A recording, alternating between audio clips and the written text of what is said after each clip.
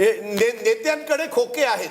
खोके meaning in Maharashtra had become synonymous with the crores of rupees that they have. आणि आमची स्थिती बघा. So that inequality question in Maharashtra stood out. So to me, Rahul, that graphic I think is the other story of this election. A sharper. But there is another trend as well which really needs to be looked at. Now suddenly nobody is finding EVMs to be all ghapla. Now EVMs seem perfectly bona fide and legitimate. गुस्सा थे सुबह. Because अच्छा हो गया ना कि आप कम से कम absent हो गया. No, but really, because it started with everyone saying EVMs are fixed, the election is fixed, it's all stolen. It's not. Yeah, respect the process. Election Commission increased the vote share by 6%. Now what's happening? All the 6% is going to Congress. Rahul, very quickly, can you tell us the assemblies of Odisha and Andhra? A lot of people want to know: is there any difference in what's happening in Odisha and Andhra in the assembly? Particularly in Odisha, because there in the Lok Sabha it's a sweep for the BJP. Is it also, will BJP form a government in Odisha for the first time? Should we wait for that? Okay, I want to move now to the assembly data. I'll start with the Andhra Pradesh assembly, 175 seats in Andhra Pradesh. The leads that we have is Telugu Desam at 103, 80 up from the last time. YSRCP getting hammered down to 17. Down 96, the BJP at 4, the Congress blanking out in Andhra Pradesh. This is Andhra Pradesh. I think the story from Andhra Pradesh is that it's a wave.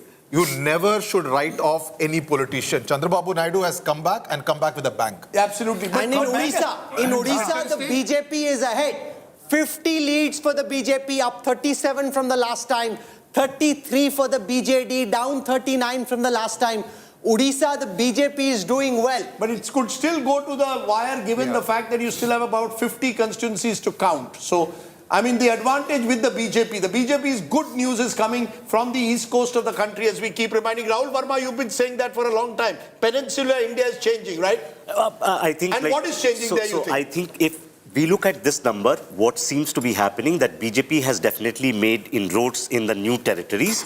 What is also happening, perhaps they are suffering much more losses in the core areas than they would have anticipated. Across the northwest, Rajasthan, Haryana, UP, they are making big losses. And I think, lots of people who had traveled on the ground were telling the story about why elections might have become tougher in these parts of the country. So this is a fascinating visualization which in one image captures what's happened so far. If I look at the gains and losses of the BJP is down 1 seat in the east, 53 down in the Hindi heartland, 38 down in the north, 2 down in the south and 23 down in the west. So Maharashtra and the two biggest states, Rahul, the story is the two biggest states of the country, UP and Maharashtra, is where the BJP is taking their big hit. The Congress is making a comeback in the Hindi heartland, up 25 seats from the last time. On a low base, but 25 up.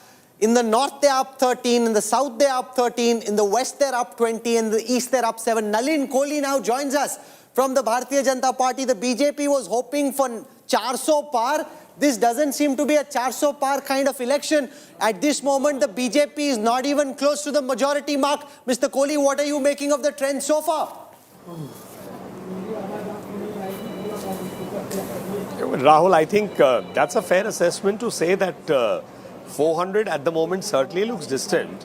But I think given your experience and your colleagues on your show and the fact that I've been also 22 years in the party, I think we need to wait for the 6th or the 7th round to have a final picture of the seats. Because in terms of the exit polls speak of a massive sweep. The counting trends currently don't seem to match that. The exit polls are by and large necessarily based on the assumption of the final outcome, not the midway. So I'm prone to say 3 or 4 things. That the BJP NDA will form a government. That trend is very clear from the start.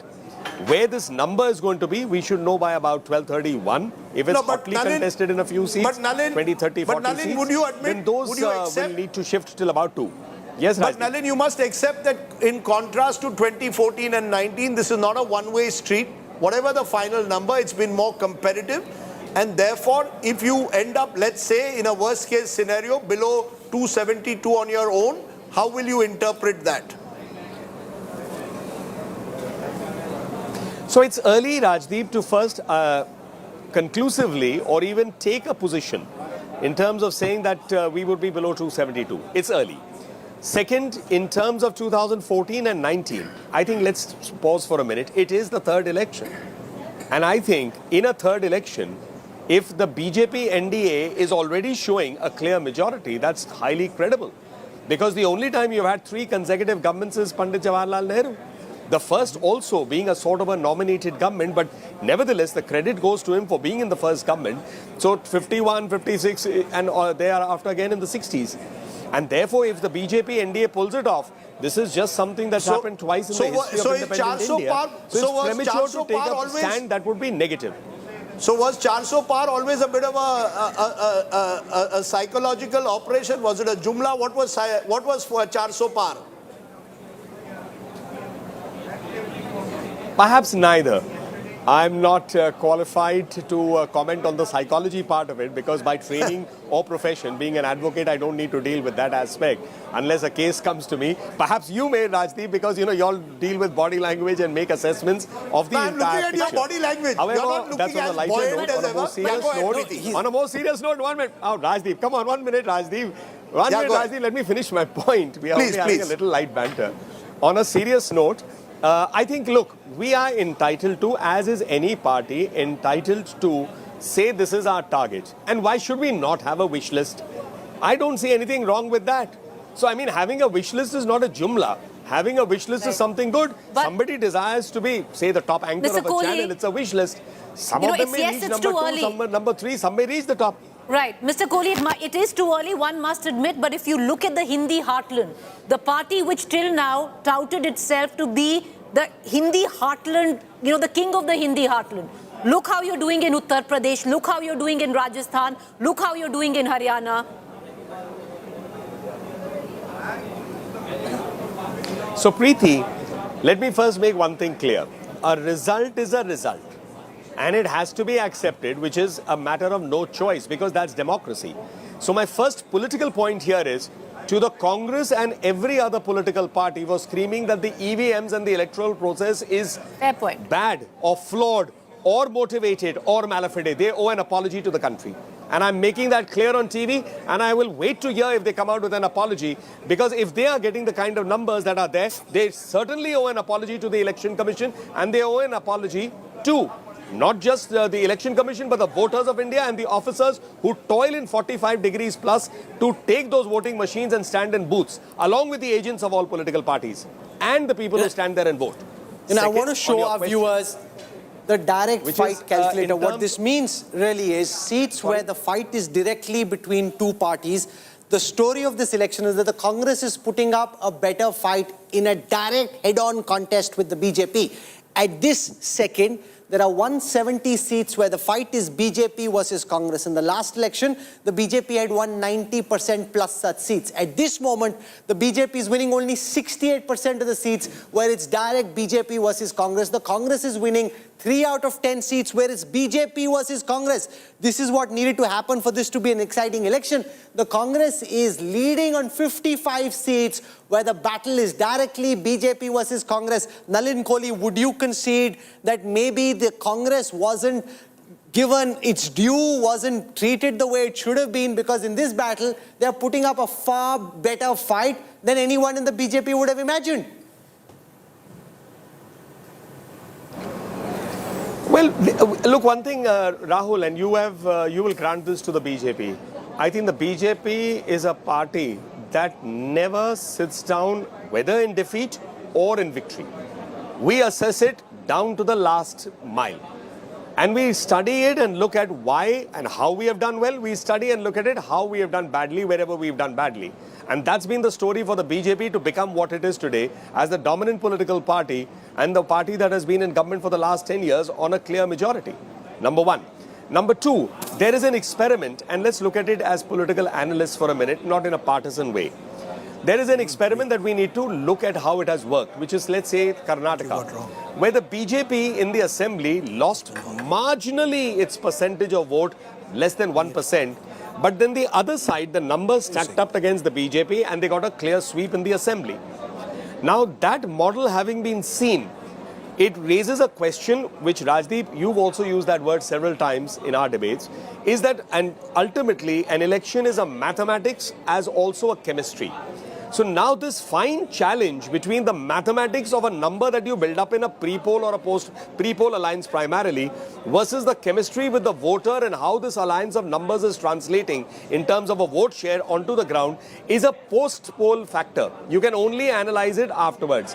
Now, my reading at the moment, and I'm sticking my neck out to say so, is there won't be a national trend for you to have a figure like this to say that the numbers stacked up well but you lost there, or the numbers did not stack up well and you won. I think it will be a state-by-state thing, which is what I think is the strength of Indian democracy. I take your point. I take your point, Nalin. In fact, the real story of this election is how it is turning to be state by state. I think, Rahul, since the last 15 years, we've been so used to landslide victories, we forgot there used to be an age where India used to fight elections state by state. So if you go state by state, you look at a Haryana, for example, it is showing very different trends where the Congress is leading in 7, NDA in 3 in a state which was 10-0 last time. And then you travel to a Madhya Pradesh where, Rahul, you have the BJP still holding its own. The BJP is leading in 29-0 in India. Think about it, 29-0. Then, very interestingly, Rahul, just the neighboring Rajasthan to Madhya Pradesh, where again there were elections just 6 months ago. Take a look at Rajasthan. And in Rajasthan, 13-11, 13 to NDA, India 11, tight fight. Congress has to ask itself, the Congress has lost out in a Madhya Pradesh and a Gujarat. Gujarat, inevitably, Prime Minister's home state, Home Minister's home state. But in Madhya Pradesh and Rajasthan, if you can fight back in Rajasthan, these are the you numbers. give up in Madhya Pradesh. If these are the numbers, then the Congress could have done much better. It came to the party too late. If, despite of the opposition, these are the numbers that the opposition is getting, then they could have done better. I want to show Nalin Kohli. They could have done better. I want to show Nalin Kohli the level of anti-incumbency. Now, this comes out. Remember, all the insights that you're seeing on India today are backed by data, hardcore thorough. This is not just random opinion, pontification and punditry, hardcore data. At this moment, of the 303 seats that the BJP had won last time, the BJP is retaining only 68%.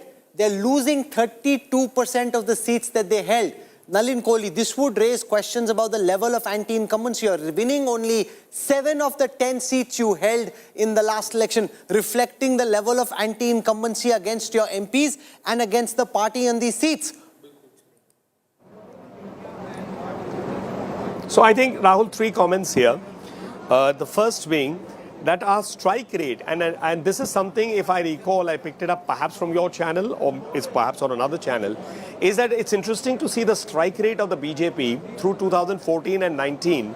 The strike rate was 60 to 65%. The number of seats we contested, 60 to 65%. So when you tell me 68% of the existing 303 seats we are losing, I actually disagree. It's in the zone of the strike rate of the BJP, because ultimately the strike rate is how much is your convertibility with the old candidate or with the new candidate in terms of the winnability of the seat. So the strike rate of the 60 to 70% seems to be holding on. The second figure was... Sir, can I just... can I give... because we have the specific for the strike rate as well. Nalin Kohli, bear with me. Sir, bear with me for a minute. Sure. I'll show you the strike rate. This is the NDA strike rate. The NDA strike rate at this moment is only 54. The India Alliance strike rate is 41. The NDA is leading on 291 of 543. Your strike rate in comparison to past elections is substantially down. So, Rahul, I think how I would go is there are 2 separate strike rates that we need to consider at the end of the election, which means later in the day or tomorrow. The first is the BJP versus the Congress strike rates. Because the Congress current strike rate is, if I recall, less than 10%. It's about 6 to 7%. The BJP's strike rate is about 60 to 65 or 68%. 60 to 70%, plus or minus 2%, 3%. The second is NDA versus the India Alliance, or the India Alliance as I call it. The India Alliance or NDA Alliance strike rate has to be seen separately.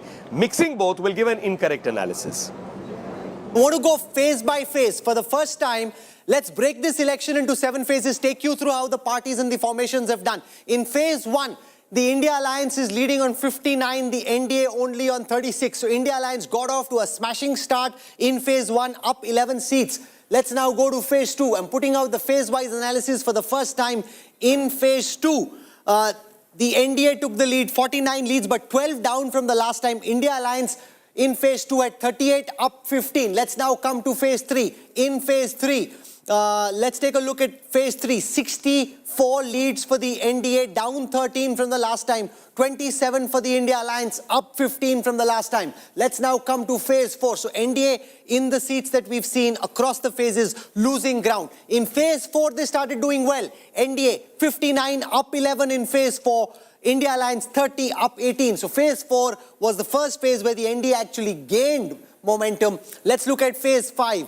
In phase 5, the NDA was at 30, down 8 from the last time. India Alliance at 15, up 7 from the last time. Let's now come to phase 6. I want to show you what happened in the penultimate phase. In phase 6, there were 58 seats. NDA at 32, down 12.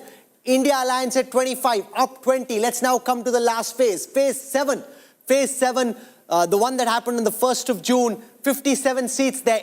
India Alliance at 30, up 11. 22 for the NDA, down 8. Rajdeep, what that suggests is, except for one phase, which was phase 4, the NDA seems to have lost ground in every phase in this election. And what it showed is what a number of us had sensed or had said after the first 2 rounds, that after that low voter turnout, that the NDA obviously got nervous. If you see, there was a feeling that they changed the narrative. You went into politics, which was seen to be more polarized. Every time you asked them, they said, no, this is strategy. I think those first 2 rounds where turnout actually went against them, and a 7-phase poll. It's a strange thing. The longer the election went, it actually gave the opposition that came late to the party a chance to set the narrative. True. And the BJP was forced to respond. So you're actually seeing a fascinating election being, many thought a 7-phase election will fatigue out the opposition. What it actually did possibly is the reverse. It gave the opposition something to build on after the first 2 rounds. Yes, Shankar. So it shows 2 things.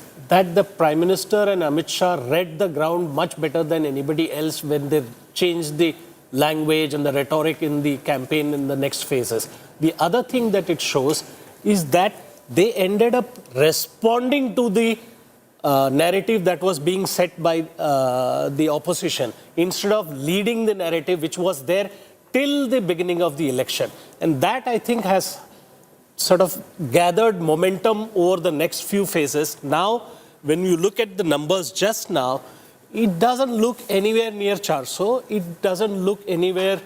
No, 400 is, I think we should forget. 400 is over. Now it's a question, can I go 300 par? Even the let's settle for 370 or let's settle for 350 looks like dicey. No, because I think the other number which is going to become crucial now is 272. Absolutely. Because you see the BJP getting, Rajat, if the BJP doesn't get, by some chance, we don't know still the final number, doesn't get 272, does it change any of the equations? Does it make, for example, a Chandrababu Naidu a potential kingmaker to decide, look, I'll support you, but I have 1 or 2, 3 conditions? Does it weaken the Prime Minister's position? So I think now every alliance partner would want to extract their pound of flesh, which they had been waiting for past decade or so, if the results hold. Also, if BJP gets lesser than 272, then even Prime Minister's reform agenda will see lesser elbow room. You're going too far. Rajdeep, in classical political science, in Westminster, model of parliamentary democracy, if an incumbent government, a single majority government, fails to get a clear majority, then the incumbent doesn't become a prime minister. Come on, the fact is they've gone in a pre-poll alliance.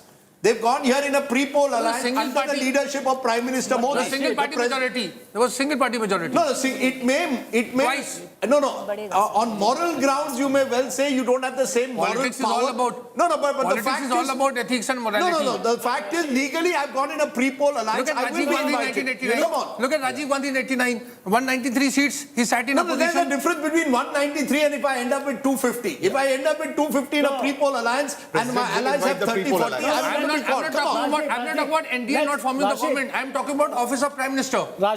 How does that change? The election was fought under the leadership of Prime Minister Modi. Mr. Kohli, if the BJP doesn't get 272, the question in the studio is, does it then at some level undermine the halo of the Prime Minister? If it had been 340, 350, 320, it would have been different. If it's not 272, does that then mean it's a weaker government than it would have been? Let Narendra Modi respond to that. So Rahul, thank you for that, letting me in at the moment. I heard the entire discussion. Very nice to see some of my colleagues. Shankar, nice to see you on TV after a long time. We are on the panel after a very long time. I just wanted to respond to Rashid Bhai. So Rashid Bhai, I'm a student of history, and you also write biographies and follow the Congress party as a sort of keeping a history of it. I find your selective approach to this discussion, which you just put, interesting. And I'll now go to wear my history hat. I think you would do well to perhaps go back to the K.R. Narayanan formula, which talked of the pre-poll alliance being the way in which the government will be invited to this. The post-poll versus pre-poll was the K.R. Narayanan formula, which came in at that time, ostensibly to keep the BJP out. But then, therefore, you can't go to the 1989 Rajiv Gandhi formula, which is far before that. So what is the dominant thing today in Indian politics for the longest period now is who is a pre-poll alliance? And I'm sorry to put it as bluntly as this, there is only one pre-poll alliance in the country, that is the BJP NDA. On the other side, there is the concept of an alliance which does not exist as a national alliance. They are leaders meeting over a cup of tea as they are entitled to, enjoying samosas as they are entitled to, fighting against each other, which they are entitled to, in state after state. So there is only one pre-poll alliance, and therefore the NDA will be in any circumstance the one to stake that claim. There is no question of the NDA, BJP not staking the claim. You know, if you look at the party-wise vote share, there's a very interesting trend there. The BJP's vote share has in fact gone up in the votes that have been counted so far from 37 to 40.7. That's almost a 4% increase in vote share. That's very substantial.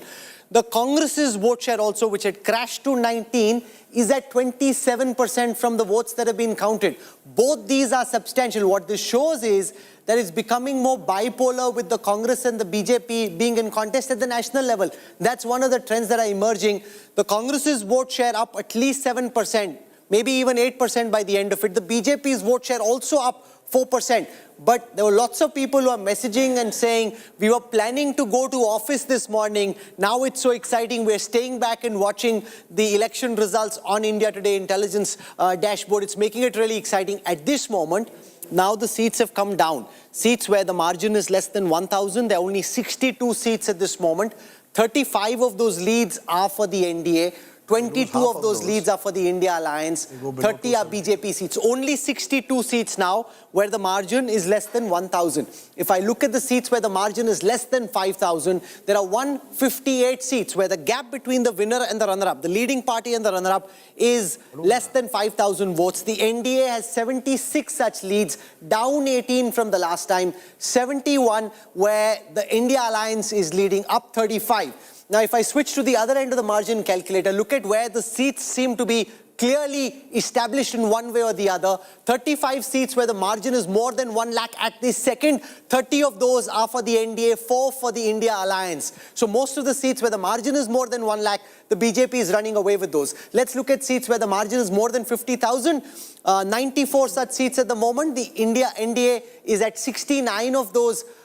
20 are for the India Alliance. So basically, the battle now is on seats where the margin is less than 10,000. And the interesting thing, ladies and gentlemen, is that almost half the seats in the Lok Sabha, 239 of them, are seats where the margin is less than 10,000 votes at this moment. The India Alliance leading on 118 of them, up 59 from last time. The NDA leading on 108, down 36. So this is going to be a long, long, long afternoon. Therefore, let me intrigue, Shankar, and please follow up. The intriguing prospect is the NDA could well cross 300 comfortably, and Rajat's smile will get even broader. Or we'll have a long evening because that 290 goes below 272. It's one thing for the BJP to go below 272, they still form a government comfortably. If the NDA by some chance goes below 272, then all options open up. 272 to bahut dur hai. BJP at this moment is leading only on 237. At this moment, the BJP leading only on 237. I know, but I'm saying far from BJP at 237 is very different from a BJP 272. I have said below 240, below 240. So a BJP below 240 and Chandrababu Naidu with 22. Mr. Naidu calls the shots. No, so here's the thing. Rashid, 1 minute. The Westminster theory was disproved by David Cameron when he shook hands with David Miliband. So whether Naidu will be the new Miliband in that formation? You know, In fact, every time, But you know what? Rajat, Rajdeep, every time, He'll be like, forget Andhra, No, make one me the second. deputy prime If you minister. look at the- Rajdeep. If you look at the Maharashtra numbers, you have said Congress has been the kamzor kadi. Congress is doing phenomenally well in Maharashtra. How much are they getting? Rajdeep. Leading on 10. Wow. Yeah, so they're leading Leading out of on 10 out of 10. 17. That's fascinating. Yes, that's That is a bit of a turnaround, because imagine there are 17 seats Congress is contesting in Maharashtra. Most of them were against the BJP. If the Congress leads 10 out of 17 in Maharashtra, it's a sign of the times of what is happening overall. My professor at IIM Ahmedabad, who taught me finance, just messaged to say he's late for class because he's watching India Today TV at this moment. So all classes, offices currently at this moment on standstill, waiting for these results. BJP at 237. The Congress by its standards is crossing 100. That's a very important mark if they cross 100. I've said this before, Rahul, on the show today. If the Congress crosses 100 or touches 100, BJP will find it difficult to touch the magical mark on its own of 272. But look at what is happening. It's not just that. Look at some of the allies of the Samajwadi Party at 34. 34, remarkable. TMC 24, DMK 21, Sena UBT contesting 23 seats, winning in 10. Sharad Pawar having the day of his life at the age of 83. Out of 10 seats, he's winning 8. That's 80%. And the Eknath Sene... Aam Aadmi Party now leading in 4. All 3 of them are in Punjab, 1 in Haryana. The CPM leading in 5, mainly of course in Kerala. RJD in 4. So RJD not doing so well. In the Bihar leg compared, and you can contrast UP and Bihar. Look at this story. In UP, Samajwadi Party and the PDA alliance, the Pichhda, Dalit, Alpsankyak doing very well. But the BAP, on the other hand, of Tejasvi is not doing well. When we interviewed Akhilesh Yadav, we said, "Bheed to pata bahut aati hai na." How much it translates into seats, we don't know. At this moment, the story is coming from Uttar Pradesh, Absolutely. Rajdeep, where Samajwadi Party is putting on a hell of a performance, given the fact that they were written out in the last election. It's amazing. In the assembly also they were written out. 35 leads for the Samajwadi Party, 7 for the Congress, Also, 42 up 36. Preeti wants to Rajdeep, come go in. ahead, please. I think what worked very well for the Congress Samajwadi Party alliance was, for the first time you saw the Samajwadi Party cadre completely support the Congress. On all seats, you could see that visibly. And I think the story will be Akhilesh in this election in UP, Rajdeep, just sheer candidate selection. But look at He's how got this that country. right. But what I'm unable to understand, Rajat Shankar, is the country. And maybe Rahul Verma, who knows the Hindi heartland, will tell us. UP, PDA is working. BAP, which was the idea of Tejasvi Yadav to expand his father's Muslim Yadav base, is not working. 2 states neighboring each other. Take a look across this country. Gujarat, dominant by the BJP, come to Maharashtra, and the BJP is finding it difficult to do what they did in 2019. Why SP worked is because their campaign was much more credible than that of Tejasvi. Akhilesh did not go out on a limb and promise things. That's one view. Yes, Rahul Verma and then Rashid. Yes. I think what's happening across the core areas of BJP, barring the Gujarat and Madhya Pradesh, I think BJP is taking a substantial hit across. Even if now the tally improves, Now, Bihar, explain to me why in Bihar they are not doing as well, the RJD as well as the SP in neighboring UP. at this moment, it's hard to come up with an explanation. Yeah. Maybe in UP, BJP did not replace as many candidates as it did in other parts of the country. So I have a view of it. I believe the BJP had a wider base in Bihar. They got Chirag Paswan, got Upendra Kushwaha, built a wider alliance. UP, they said, chalo, apne aap chalte hain. Jo candidate hai, Arun Govil ko de do.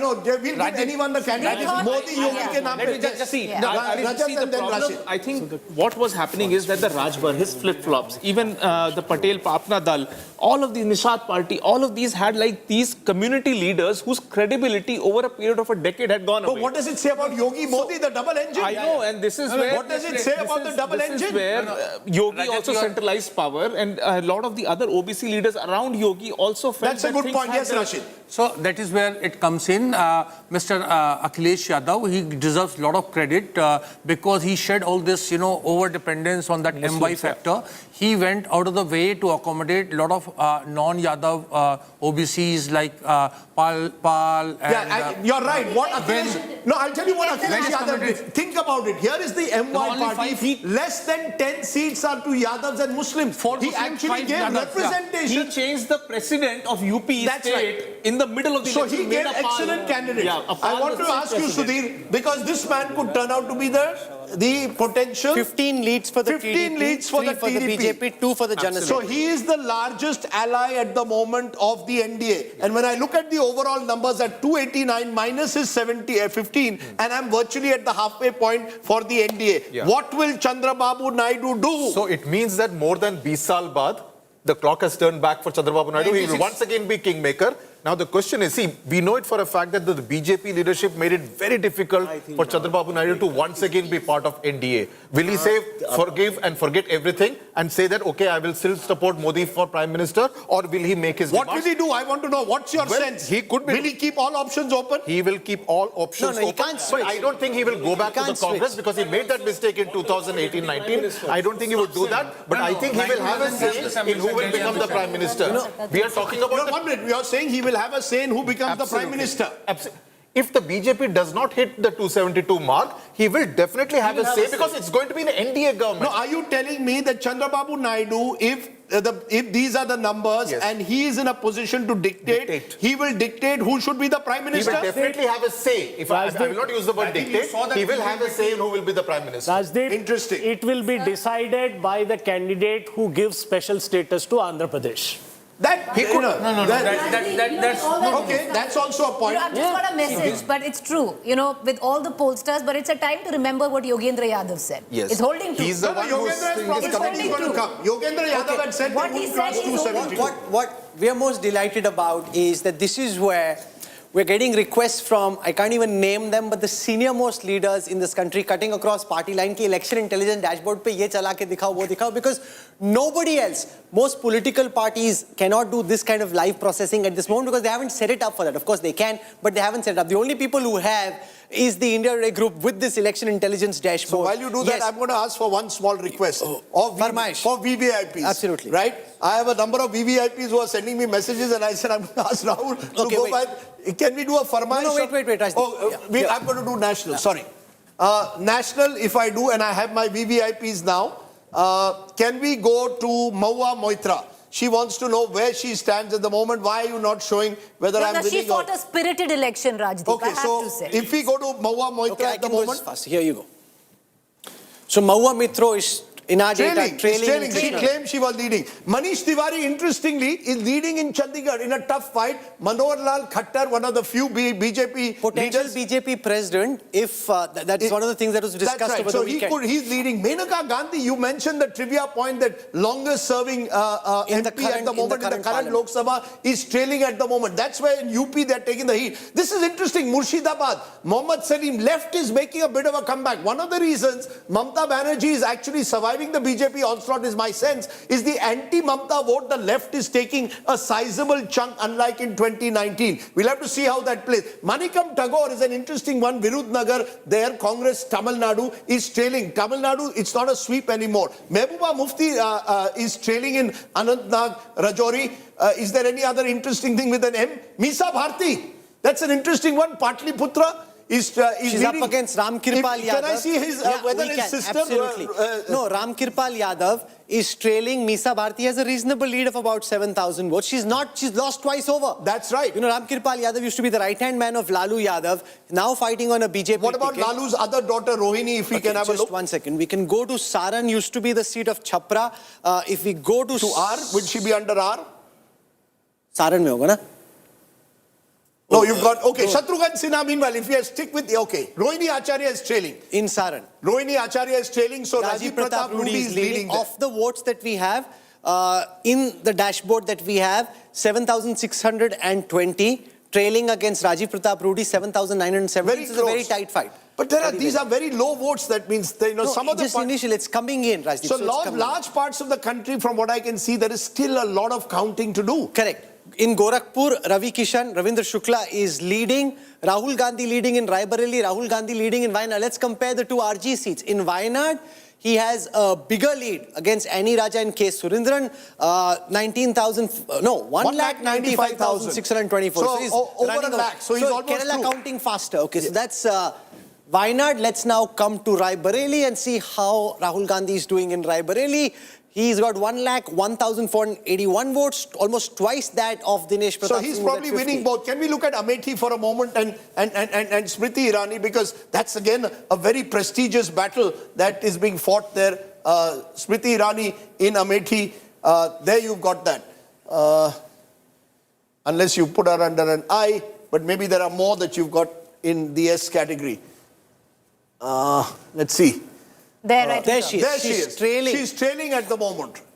59,141, 149 versus Kishori Lal. So if Priyanka Gandhi Vadra is watching, It's still tight. 82. No, but it's a pretty big. It's 23,000. It's a lead of 23,000 at the moment, but this is a real turnaround. Think about it. Everybody wrote off Kishori Lal at the start of this election. He's giving her a hell of a fight. No, he's winning right now. He's winning at the... Yes, that's right. So, just to go back into some of the other S's that we have, if there are any interesting... Sushil Gupta against Naveen Jindal in Kurukshetra currently leading. Supriya Sule leading in Baramati. This was the most high prestige battle of all. Most ego, most prestige. 9,000. 40,398 versus 31,947. So against Maharashtra Sunetra counting Parivar. slowly. You know, think about it. You know, that's why I think we need to keep... Correct. When you add this, it's less than 1 lakh. This is a constituency with a 20 lakh voter turnout. So a lot could change. These numbers of 290 to 232 could go either way. Either the BJP pulls ahead and shows our exit polls right to 330, or the BJP goes down further to 270, or the NDA goes down. So both options are open at the moment. The party's trend, NCP's trend, Sharad Pawar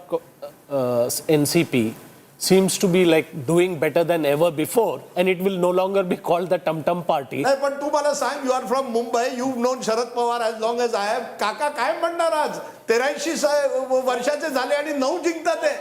What is 9 out of 10 is winning at the moment? So, for 30-40 years, he was called a ढाई जिले का नेता. नहीं, अभी भी western Maharashtra में ही है. But he spread. He went all the way to Wardha also. To campaign, Yeah, yes. he Yes, not you're right. Even contest Wardha seat was not taken. by Absolutely, Congress. you're right. So And he's winning in Bhiwandi also. Yes, No, Bhiwandi no. also.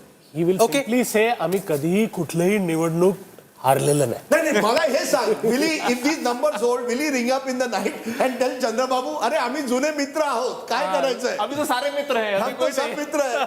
Anything is on play. If BJP drops below 272, all Anything is bets possible. So are in off. fact, you should You're look saying at... all bets are off if BJP Yes, drops, you or should. if BJP drops below Rajdeep, you should 250. look at the alliance partners of BJP and see the vulnerabilities. No, can I ask you this, Shankar? You said something. You believe all bets are off if BJP drops below 272. My 250. bets is if the BJP drops below 250, all bets are off. Because then the allies will really extract their Okay, part so of here, it. BJP right here now. are the BJP's gains and losses. BJP is down 5 seats in the east, 57 seats in the Hindi heartland, 41 seats down in the north, 1 seat up in the south, 23 seats down in the west. I can also look at votes. The power of the election intelligence dashboard is quite phenomenal.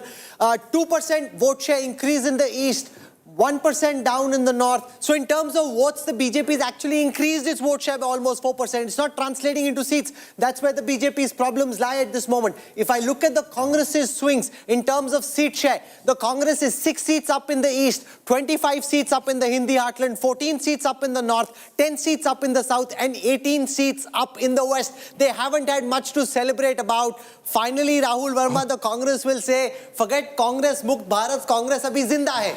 And just to clarify, Mahua Moitra sent a message, Rahul, and you are saying I'm losing, I'm leading by 38,409. We don't want to get on the wrong side of Mahua Moitra. I don't want to get on anybody's wrong side. I just want to explain the process. Remember, these are all automated graphics. A lot of people are just cooking up figures and making this up. This is powered through an analytic process. It gets fed into our data engines. That's how it comes powered. So if you're actually a candidate sitting at a counting center, for example, you'll have more updated figures. It takes a bit of time for the numbers from that counting center to come to the Election Commission, to come to DataNet, who are our data providers, and then for it to get powered into the Election Intelligence Dashboard. So if you're sitting on a counting center, you know a little bit more than we do, but as it gets updated and as the hours go on, it will get updated really fast because the time lag reduces. So just bear with us as we explain that. One of the things which is very interesting to look at is routes to power. Where does the BJP sit at this moment? 236. 272 is the majority mark. The BJP only at 36. The Congress has slipped slightly lower than a century, currently at 99. The Congress has stronger allies, it seems. Samajwadi Party at 35. Trinamool Congress at 25. DMK at 22. The Uddhav Balasaheb Thackeray Sena at 10. Sharad Pawar's faction at 8.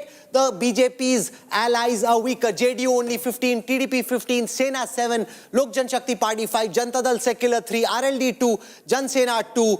Hindustan Awami Morcha 1, AGP 1, NCP. Ajit Pawar, Rajdeep, your friend Ajit Pawar is not being able to hold his own. They fought four. and they're only leading 1.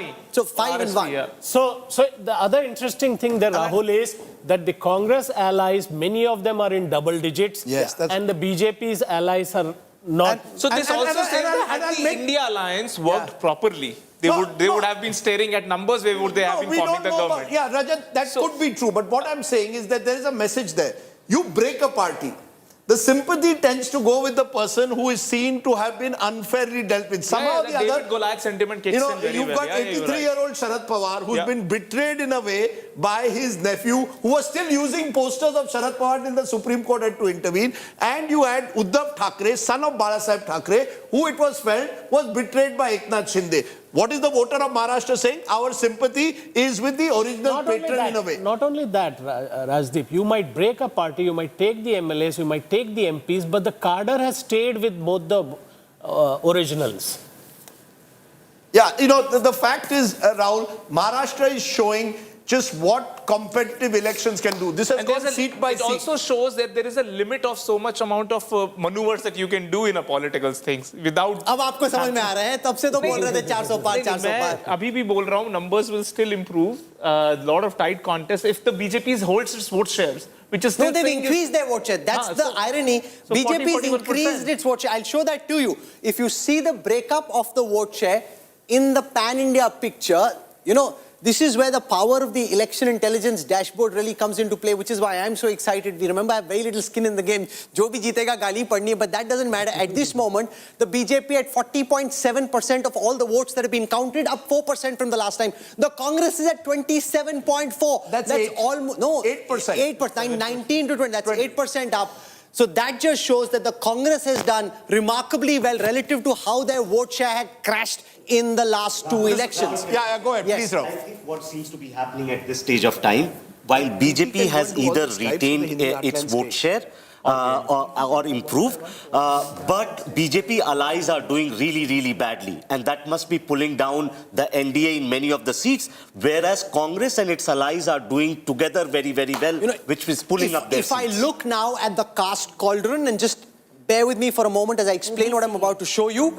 We looked at seats which are dominated by certain communities and castes. So whichever is the dominant community on that seat then gets, it doesn't mean it's a reserved seat, okay? It means that the community dominates. Now, there's a big story playing out here. That whole constitution badalna hai, badlega, nahi badlega. The NDA at this moment is down 38 seats on seats where the Dalit community holds a significant sway on that particular Lok Sabha seat. This is an important and interesting finding. You won't find this anywhere else. Only the election intelligence dashboard can pull this out for you in real time. There'll be reams of post-mortem later on the seats classified as Dalit-dominated seats, not just reserved seats, Dalit-dominated seats, 38 losses for the NDA. On Muslim-dominated seats, 7 losses. Last time they'd won because of fragmentation. Now the Muslim vote seems to be consolidating in favor of whoever is capable of beating the NDA. On OBC-dominated seats, 8 down. On tribal seats, 4 down. On general category seats, 16 down. If I do the same caste scanner for India Alliance, on Dalit-dominated seats, that's where the big gains are coming from. 56 up from the last time on Dalit-dominated seats. 32 up on general category seats, 12 up on Muslim. So there are two trends, Rajdeep, which you can see. One, Muslim votes which had fragmented in the last election, now consolidating against whoever can beat the NDA. And on Dalit-dominated seats, that whole Samvidhan agitation did play a role. I just want to get in Preeti. Just a minute. I want to get in Preeti at the moment because to be fair to her, I remember her coming back from Western UP and saying the Dalit vote in particular seems to be moving. You went to Chandrasekhar's constituency, for example. You seem to suggest that the Samvidhan khatre mein hai, and I can tell you Congress put out 8 crore cards that they sent out to people saying Samvidhan Khatre mein. But tell us what you saw on the ground. Are you surprised by these results in the Dalit areas? I'm not surprised by these results. And if you saw during the narrative of the campaign, Rajdeep, you heard the Prime Minister come out and the entire BJP strongly come out and say Samvidhan Khatre mein nahi hai. How did that happen? Because in the first just in the first 2 phases of election, when you went down, what the opposition did is they latched on to it. They went those nukkad sabhas that they used to do, the Samajwadi Party. And was it based on this 400? It came from that. It came from that and the fact that the likes of Arun Govil, the likes of Jyoti Mirda from the BJP saying Samvidhan Badal Denge didn't help. So they used that. They took it to the bastis where, the Dalits there or the Jatavs, non-Jatavs, they didn't know anything. All they heard was, Arakshan khatam ho jayega. Those nukkad sabha told them, Arakshan